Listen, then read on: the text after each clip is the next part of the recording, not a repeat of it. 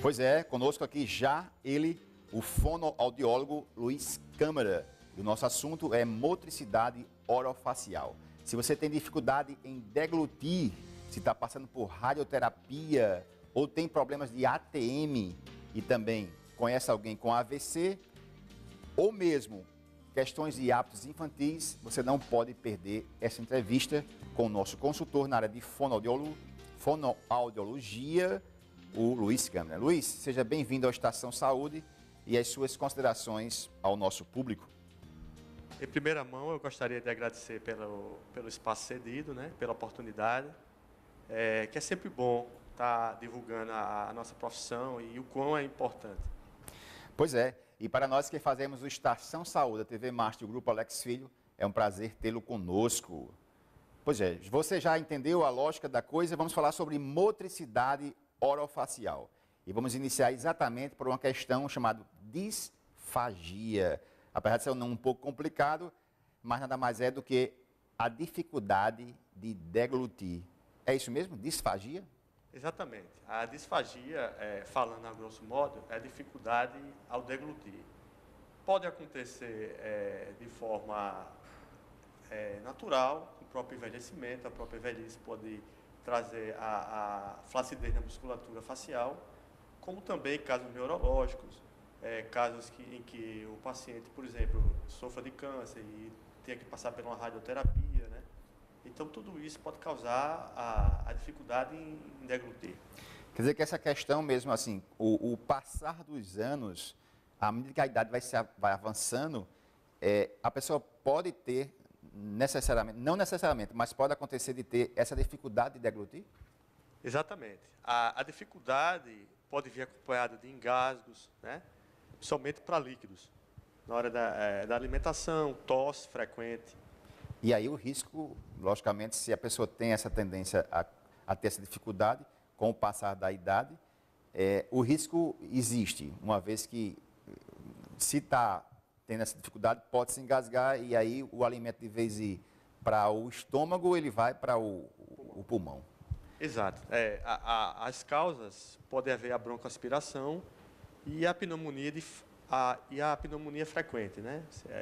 O paciente idoso pode apresentar febre e, consequentemente, uma pneumonia de repetição. E nos queimados, no caso, de que forma, quais são as consequências para os queimados nessa região orofacial, a nível tanto de deglutir, nos fala um pouco dessa questão dos queimados. Exato. Um dos grandes problemas com relação aos queimados está na região cabeça e pescoço.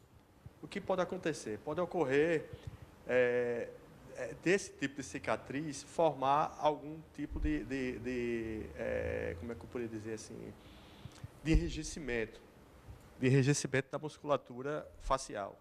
E, consequentemente, dificuldade em falar, dificuldade em deglutir, mastigar. Então, a fonoaudiologia vai entrar justamente nesse período, nesse aspecto aí. Quer dizer que, além da questão do físio, né, em questão da musculatura externa, o fono também vai atuar exatamente, especificamente. O fono já é numa área mais específica da área da estomatologia. Exato. Né? Que vai trabalhar com língua, lábios, tudo isso aí. Isso. Ok. Conosco ele, Luiz Câmara, o nosso fonoaudiólogo domiciliar na especialidade de motricidade orofacial. Estamos no primeiro bloco, daqui a pouco teremos também o presidente do Sindicato de Medicina para falar um pouco dessa questão médica, tanto na área federal, municipal e estadual. Existe uma questão também, Luiz, que é a questão de ATM. O que vem a ser, na realidade, ATM? Bem, ATM nada mais é do que a articulação temporomandibular, né? Essa articulação, o correto é dizer as ATMs, né? Certo. Porque são duas, né? São duas articulações. Uma do lado esquerdo, né? E direito, logo abaixo, próximo ao ouvido, não é isso? Exato, exato. E aí também as pessoas podem ter problema nessa área? Isso. Pode ter problema justamente e, consequentemente, desse problema da ATM, pode vir a ter uma contratura muscular e pode vir a ter dificuldades também com mastigação, dores frequentes, né? Dificuldade em pronunciar certos fonemas. devido à rigidez, o estalido ou até um outro problema. E as pessoas que sofrem de AVC também têm problemas nessa área? Quais são os problemas mais comuns? Exato. O AVC vai depender muito qual área foi atingida do cérebro. Porque você pode ver uma pessoa com AVC sem ter atingido a área da fala, ou da linguagem, ou coisa assim.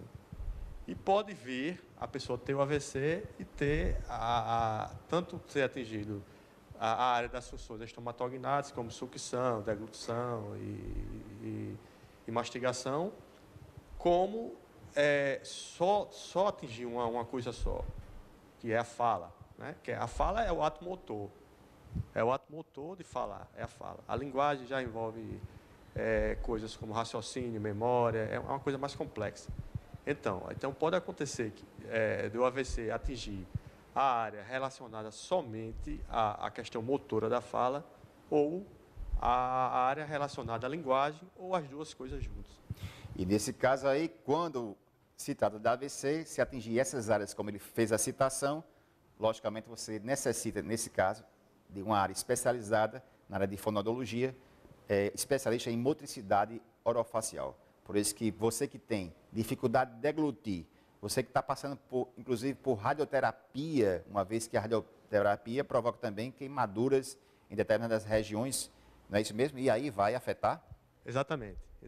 A radioterapia, somente o câncer de cabeça e pescoço, o câncer de laringe, vai provocar também um tipo de cicatriz que vai ter rigidez muscular e, consequentemente, o paciente pode ter dificuldade de deglutir, de pronunciar certos fonemas, como é que se diz, de mastigação também. Pois é, ele esteve conosco aqui, mas eu não podia deixar de perguntar, nesse minutinho final, Luiz, a questão de hábitos infantis, né? Porque os hábitos infantis, como, por exemplo, eu tenho sucção de dedo, tudo isso, nos fala um pouco em relação agora à questão da parte infantil com crianças, e tanto na área de bebê como na área já um pouco mais avançada. Quais são os hábitos infantis prejudiciais na área da fono? Pois é, muito bem. Essa pergunta foi muito bem pensada. É muito comum, chegava muita gente lá no consultório, mãe e tal, perguntando se era desnecessário você passar uma chupeta, a criança usar chupeta. Até determinado ponto, sim. A gente indica que até 2 anos de idade, por aí, é indicado. Passou disso aí, a gente tem que fazer o desmame e tirando aos poucos e tal, porque provoca essas disfunções, né? Mordida aberta, a criança geralmente pode acontecer de ter uma língua anteriorizada, né?